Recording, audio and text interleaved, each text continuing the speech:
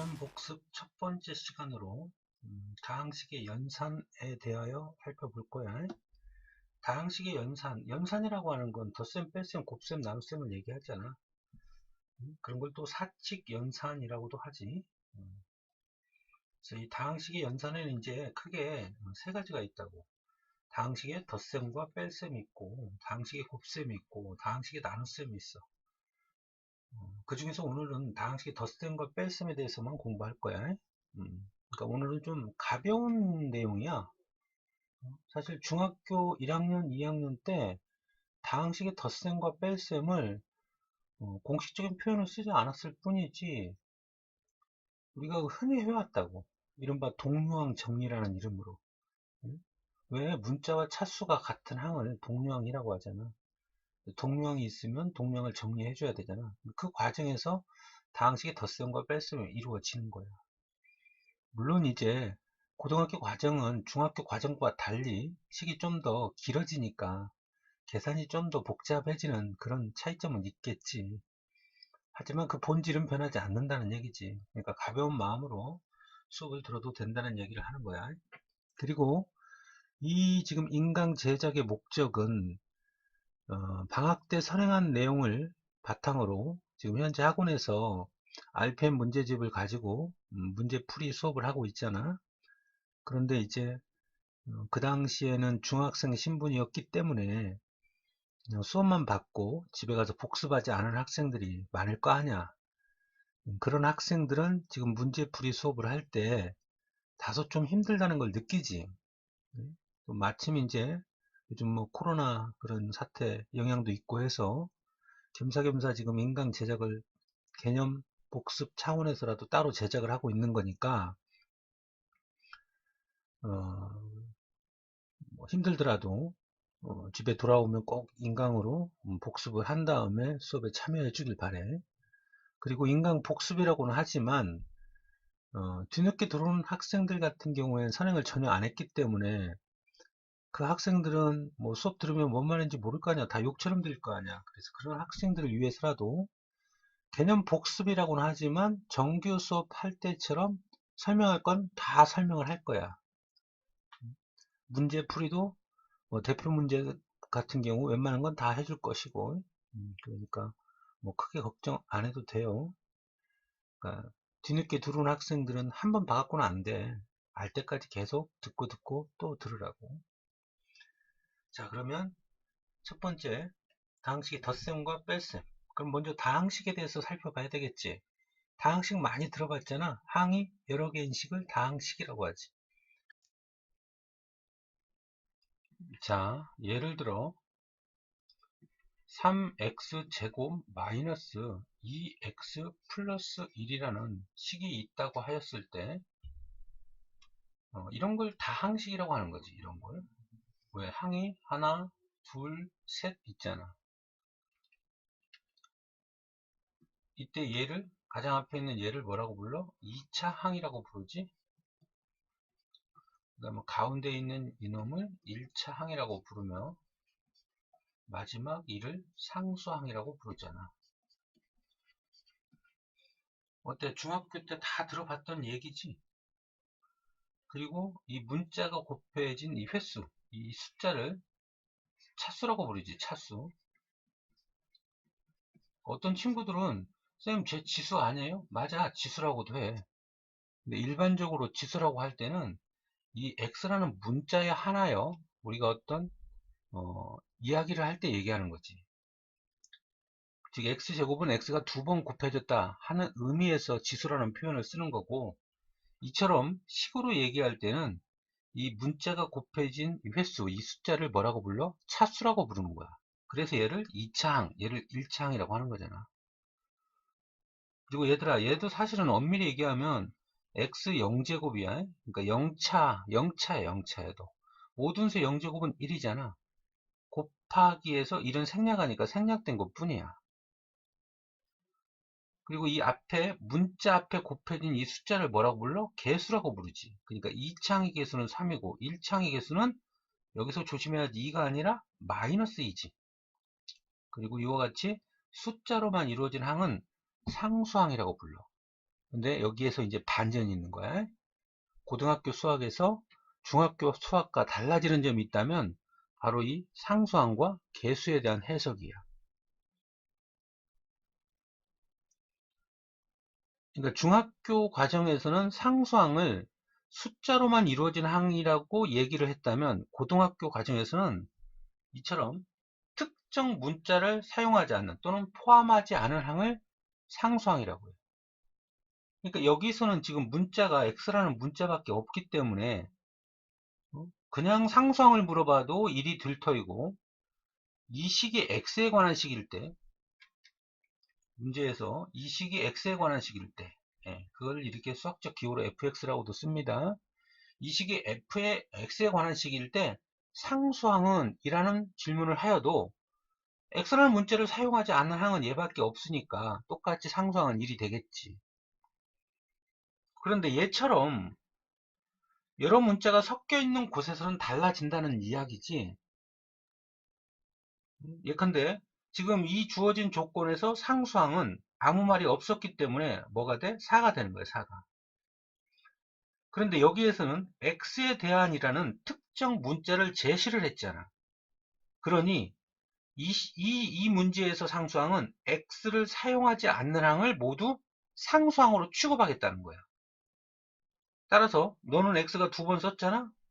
아니지. 그러니까 너도 x 한 번 썼으니까 아니지. 얘도 x를 한 번 썼잖아. 그러니까 아니야. 근데 얘는 x라는 문자가 포함이 되지 않았잖아. 그럼 얘 상수항이지.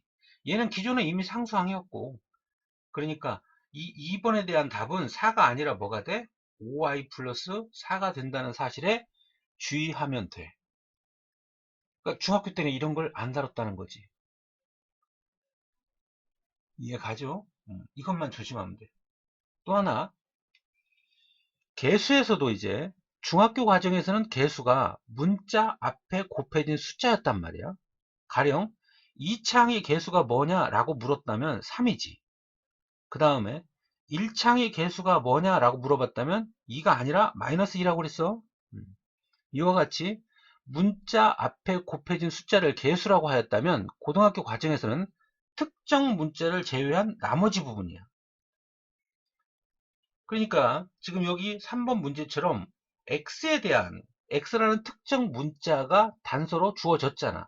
이때 1창의 개수를 물어보면 여러분들이 일반적으로 알고 있는 4x라고, 그러니까 4가 되겠지. 4라고만 하면 틀린다는 거지. 왜? 주어진 식을 꼼꼼히 보면 x를 포함하고 있는 놈, 여기서 지금 4x가 나온 거지. 얘도 있잖아. 얘도. 즉 여기에 마이너스 3y까지 함께 와줘야 답이 된다는 이야기지. 알겠죠? 이것만 조심하면 돼. 이것만. 예? 그 다음에 이제 우리가 다음 화면에서 공부할 게 다항식의 사칙 연산이란 말이야. 이제 계속 그 중에서 이제 덧셈과 뺄셈을 먼저 공부한다 그랬잖아. 그러면 이런 사칙 연산을 하기 위해서는 우선은 다항식을 정리할 필요가 있어. 고등학교 과정에서는 식이 좀 더 중학교보다 길게 주어진다 그랬잖아. 이때 식을 정리하는 방법으로 내림차순으로 정리한다고 하거나 또는 오름차순으로 정리한다고 그래. 여기서 내림차순 정리라고 하는 것은 말 그대로 차수가 높은 항부터 낮은 항의 순서로 점점 내려가면서 나열하는 방법을 말하고, 오름차순은 거꾸로가 되겠지. 그러니까 여기 지금 얘가 있는 것처럼 글씨가 작으니까 쌤이 한 번 더 쓸게.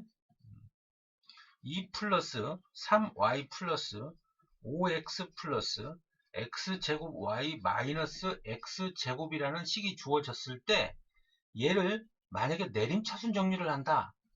얘를 가지고 내가 내림차순 정리를 한다 라고 한다면 다음과 같이 하면 되는 거야. 예, 여기 채울 거야 이제. 쌤이 이렇게 바로 하지 않고 밑줄을 먼저 그은 거는 지금처럼 고등학교 과정에서는 식이 많이 주어지잖아. 그래서 앞으로 뭐 전개를 하거나 아니면 식을 정리할 때는 무턱대고 식을 정리하는 것보다는 이 식의 생김새를 먼저 관찰한 다음에 하는 게 좋아. 예를 들어서 얘를 x에 관하여 내림차순 정리하라 그러면 주인공이 x지. 그러니까 이제부터는 x를 바라보는 거야. 그럼 x를 바라보면 여기는 1차지만 얘는 2차잖아, 2차.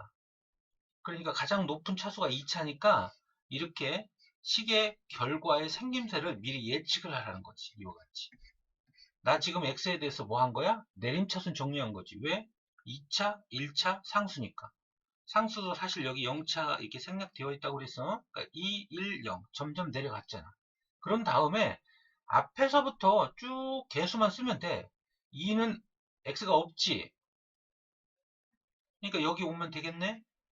3y도 x가 없잖아. 얘는 x에 관한 식이라고 그랬어. 그러니 여기에 플러스 3y가 오겠네. 5x는 x가 있지. 그러니 여기에 오면 되고 얘는 x제곱 y니까 y는 여기 오면 돼. 그리고 마이너스 x제곱 마이너스 1이 오면 되겠지. 그럼 나 지금 뭐 한 거야? 내림차순 정리를 끝낸 거야. 다시 고등학교에서는 식이 좀 길어지기 때문에 우리가 식을 정리할 때는 이 식의 최종적인 생김새를 먼저 항상 머릿속에 염두에 두면서 풀었으면 좋겠다. 쌤 그냥 풀면 안 돼요? 그냥 풀어도 되는데 그러면 시간이 많이 걸린다. 이런 정도의 계산을 하는데 시간 뺏겨서야 되겠어? 다항식이 곱셈에 가면 이제 여러분들 중학교 과정에서 배웠던 곱셈 공식도 있잖아. 중학교 때는 곱셈 공식, 식이 나오면 다 전개를 하였지만 고등학교 과정에서는 특정 항의 개수를 물어본다고. 그러면 모두 다 전개하는 게 아니라 문제에서 요구하는 그 특정 항만을 계산하는 것이 좋잖아. 뭐하러 물어보지도 않은 걸 계산하느라 시간 낭비하냐는 얘기야. 그러니까 이런 식으로 앞으로 어떤 식을 정리할 때는 그 생김새를 먼저 예측하면서 항상 머리에 염두에 두면서 이와 같이 식을 정리했으면 좋겠다 이 말입니다. 이해가죠? 자, 그럼 이제 오늘 배울 주인공이 등장한 거야. 그러니까 지금까지는 시험에 나올 게 뭐 없다고 봐도 무방해요. 시험에 굳이 이 파트에서 나온다면 이 다항식의 덧셈과 뺄셈이야. 실제로 학교 시험이나 학평에서 이 파트에서 점수를 주게 한 문제로 간혹 출제가 돼. 여기 지금 이것도 지금 학평 문제야. 얘도 학평 문제, 얘도 학평 문제, 얘도 학평 문제. 이와 같이 이 파트는 점수 주기 위한 문제로 간혹 출제가 됩니다. 뭐 그렇다고 해서 여기서 뭐 특별히 배울 건 따로 없어. 우리가 여기도 지금 다 리뷰라고 해놨잖아. 우리 중학교 과정에서 괄호가 있을 때, 그리고 괄호는 우리가 이런 걸 소괄호라고 하지. 소괄호. 그 다음에 얘를 중괄호라고 하고, 이렇게 다 닫을까? 소괄호, 중괄호. 그다음에 얘를 대괄호라고 하잖아. 대괄호. 이렇게 가로가 섞여 있을 때 푸는 우선순위는 뭐야? 작은 것부터 처리하는 거지. 소가로, 그 다음에 중가로, 그 다음에 대가로. 언제 공부했어? 중학교 1학년 때 이런 거 했잖아. 나머지는 똑같아. 동령 정리하고. 그러니까 여기는 따로 설명하지 않겠습니다. 따로 설명하지 않을게요. 그냥 바로 문제로 넘어가도록 하겠습니다. 자, 가볼까요? 자, 1번. 이 1번 보세요. 학평 시험에서 출제자들이 점수를 주기 위한 문제는 1번에서 3번이에요. 이건 다 2점짜리로 출제가 돼. 오답률도 굉장히 낮잖아. 이건 틀리려고 작정하는 애들이나 틀리는 거지. 그리고 이제 단답형에서는 이제 뭐 22번, 좀 더 나가면 23번, 이런 거는 점수 주려고 내는 문제입니다. 갑니다. 자, 얘를 계산하래, 얘를. 자, 그러면 쌤은 이걸 계산할 때 제발 좀 이렇게 안 했으면 좋겠어. 그러니까 처음 쌤이 고등학교 아이들을 지도하면서 고등학교 1학년 과정을 지도할 때는 대부분 중3 때 만나잖아. 아무리 늦어도. 네? 그럼 이걸 풀으라고 하면 중학교 습관이 작동을 해서 다음과 같이 풀어. 두 배에 대해서. 네? A가 x제곱 마이너스 1 플러스 B x제곱 플러스 2x 플러스 7. 그 다음에 응? 전개하니까 2x제곱 마이너스 2 플러스 x제곱 플러스 2x 플러스 7. 그 다음에 이제 막 이렇게 표시까지 하죠. 두 개 더하니까 3x제곱. 그 다음에 이제 얘는 하나밖에 없으니 2x. 그 다음에 얘하고 또 동료항이니까 플러스 5. 훌륭해. 답이지. 틀렸다는 얘기가 아니지. 근데 앞서도 얘기했지만 1번에서 3번은 점수를 주려고 내는 문제야. 이런 건 그냥 째리면 답 나와야 돼요. 시험이라는 건 시간이 정해진 거라고. 시간이 정해진 거라고. 쌤, 수학은 정확하게 풀어야 되는 거 아니에요? 고등학교 수학에서 정확성은 기본이고 거기에 스피드까지 들어가야 돼. 그래야 나중에 이제 21번, 29번, 30번 일명 킬러형 문항이라고 풀리는 아주 고난도 문제를 풀 수 있는 시간을 앞에서 세이브할 수 있는 거야. 따라서 앞으로는 다음과 같이 풉니다. 다음과 같이. 네? 뭐 굳이 속산법이라고 빨리 푸는 방법이라고 얘기하기도 민망한데 그냥 여기서 바로 보세요. A의 2배 하라며. 그러니까 여기 2배를 그냥 곧바로 해. 여기서 이렇게. 그런 다음에 2개를 더하래. 그러면 머릿속에 염두 두라고 그랬지. 뭘? 얘는 2차, 1차 상수야. 그러니까 2차항만 보는 거야. 2차항 보니까 2하고 1 더하니까 얼마입니까? 3x제곱. 됐죠? 이제 1차항 봅니다. 여기는 1차항이 없잖아. 여기 1차항 얘밖에 없잖아. 그러니까 플러스 몇 x? 2x. 이제 상수항 보면 되겠지? 마이너스 2에다가 7을 더하니까 플러스 뭐야? 5지. 이러면 꼭 어떤 친구들이 다음과 같이 얘기합니다. 쌤, 그러다 실수하면 어떡해요? 실수도 해보라고. 실수도 해서 속도 상해 보라는 얘기지. 그런 과정을 거쳐서 여러분들이 한 단계 도약을 하는 거지. 실수 두려워가지고 일일이 다 쓰고 그러다가 시험 끝나고 나서 이제 자기 수준이 어느 정도 올라왔을 때, 그러니까 수준이 올라오지 않은 애들은 시험 보고 나면 너 시간 부족했니? 라고 하면 아니요, 시간 남았는데요. 그런 애도 있어. 그런 애들은 어떤 케이스야? 자기가 풀 수 있는 문제가 제한적이었던 거지. 아까 얘기했던 킬러 문항만이 아니라 뭐 19번, 20번, 28번 이런 준킬러 문제도 다 욕으로 보이는 거지. 그러니까 아예 손을 못 대니까 시간이 남은 거야, 시간이. 그러니까 그러다가 이제 어느 정도 어느 순간 정신을 차려서 공부를 했어. 이제 웬만한 문제를 손을 대게 됐어. 그럼 꼭 한번 부딪히는 게 있어. 쌤, 저 시간 부족해서 못 풀었어요. 끝나고 나서 쉬는 시간에 풀었더니 제가 다 아는 문제였어요. 이미 버스는 지나갔어.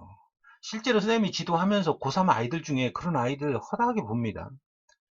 근데 고3이 돼가지고 스피드 올리는 훈련을 한다. 이미 버스 지난 거라니까.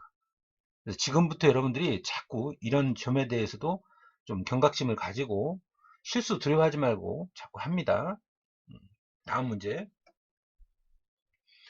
자, 이 문제도 지금 풀고 구하고자 하는 건 x야, x. 그러면 이 식을 바라봐요.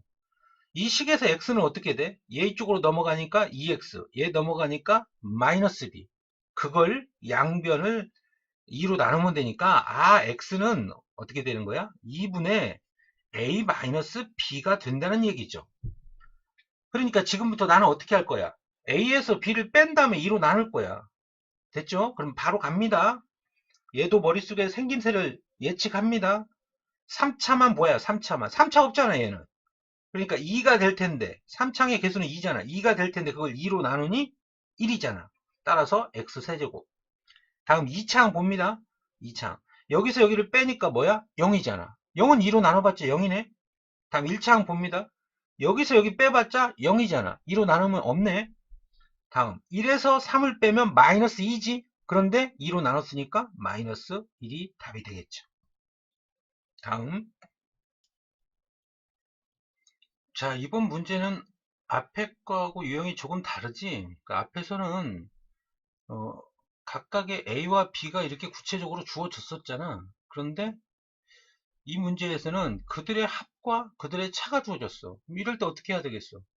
그렇죠. 두 식을 연립해서 풀면 되지. 즉 이놈과 이놈, 굳이 요 밑에다가 내려 쓰지 않을게요.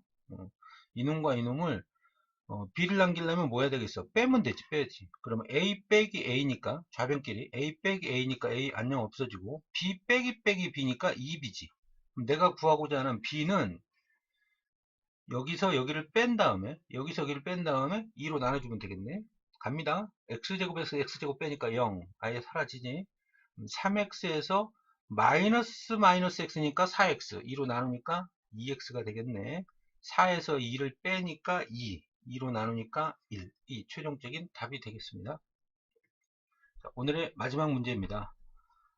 자, 이런 형태로 이제 문장이 제시문이 좀 길더라도 여러분들이 당황하지 말고 처음부터 읽으려고 제발 하지 마.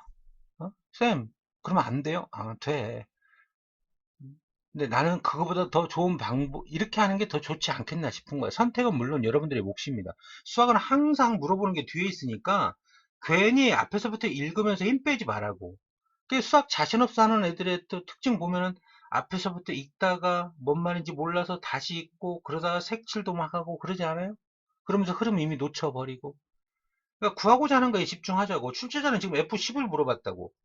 이 F10을 구하기 위해서 fx를 어떻게 구하는지 가르쳐 줬어. 이 fx는 가의 위치에 들어갈 다항식이래. 아, 그러니까 가야 네가 fx구나. fx구나. 그렇다면 이제 이 fx를 어떻게 구하느냐? 그게 이제 또 앞에 있네. 세 개의 합이라는 건 가로, 세로, 대각선의 세 개의 합이 요놈이 돼야 된대, 요놈이. 아, 그러니까 이렇게 더해서 합해도 네모가 돼야 되고, 이렇게 더해서 합해도 네모가 돼야 되고, 이렇게 합도 네모가 돼야 된대. 그리고 각각의 이 숫자들이 여기 있잖아. 그럼 이것도 일일이 다 확인하지 말라고요. 시간 날라간다고. 당연히 맞게 들어갔겠지. 그러니까 한 개, 두 개, 세 개. 한 개, 두 개, 세 개 맞네? 이렇게 보고 넘어가도 아무런 상관이 없어요. 갑니다. 그럼 최종적으로는 내가 얘를 구해야 되는 거예요, 얘를. 그럼 얘를 구하려고 얘하고 관련된 가로, 세로, 대각선을 봅니다. 먼저 가로부터 보겠습니다. 자, 이렇게 보니까 세 개의 합이 네모인데 얘는 알려준 게 하나밖에 없잖아. 그러니까 탈락. 자, 이렇게 갑니다. 이렇게. 얘도 세 개의 합이 네모인데 알려준 거 하나밖에 없으니까 탈락. 자, 이렇게 갑니다. 이렇게 갑니다. 이 순간 보였어야 되는데 얘도 세 개의 합이 네모인데 하나밖에 안 가르쳐 줬어. 자, 지금 뭐가 보였습니까? 이게 보였어요? 그렇지. 이게 중매쟁이 역할을 하는 거지. 아, 우리 아까 이렇게 구해도 세 개의 합이 네모가 되면 되는데 이 화살표 방향을 통해서 얘를 구하면 결국은 세로 방향으로 네모를 구할 수 있겠군요 라는 생각에 이르게 되는 거지. 알겠죠? 자, 그러면 얘의 합이 6x 제곱이 되기 위해서는 얘는 2고 얘는 마이너스 1이니까 1이잖아. 1이 6이 되려면 5x 제곱이 됩니다. 그 다음에 1창의 개수가 12가 되니까 4에다가 1 더하면 5지. 5가 12가 되려면 7x. 7x. 그 다음에 상수항은 0입니다. 그러면 얘 마삼이 0이 되려면 플러스 3. 자, 이제 최종적으로 fx를 구합니다. 자, 이제는 이렇게 봐야 돼. 이렇게. 자, 이 세 개의 합이 네모가 돼야 돼. 네모가 갑니다. 5x제곱. 여기는 2창이 없네. 그럼 6x제곱이 되려면 x제곱. 1창 갑니다. 1창의 개수는 12야. 7에다가 2 더하니까 9. 9가 11이 되려면 9가 12가 되려면 3이 와야 되겠죠? 그러니까 여기는 3x가 됩니다. 이제 상수항 봅니다. 상수항. 상수항은 0이 돼야 돼. 3에다가 마이너스 2를 더하니까 1이지. 1이 0이 돼야 되니까 마이너스 1이 되지. 끝났네요. fx 구했잖아. 최종적인 답은 알맹이 x에다가 10을 넣으면 됩니다. 10을 넣겠습니다. 10을 넣으니까 100, 10을 넣으니까 30, 130에서 1을 빼니까 최종적인 답은 129가 되겠습니다. 알겠죠? 오늘 내용은 아주 가벼운 내용이었어요. 가벼운 내용. 그러니까 고등수학 새로 시작하는 학생들은 중학교 때 어떻게 공부했던 그건 지나간 과거이니까 새로운 마음가짐으로 열심히 해주길 바래요. 중요한 건 항상 복습하는 거 잊지 마세요. 수고했어요.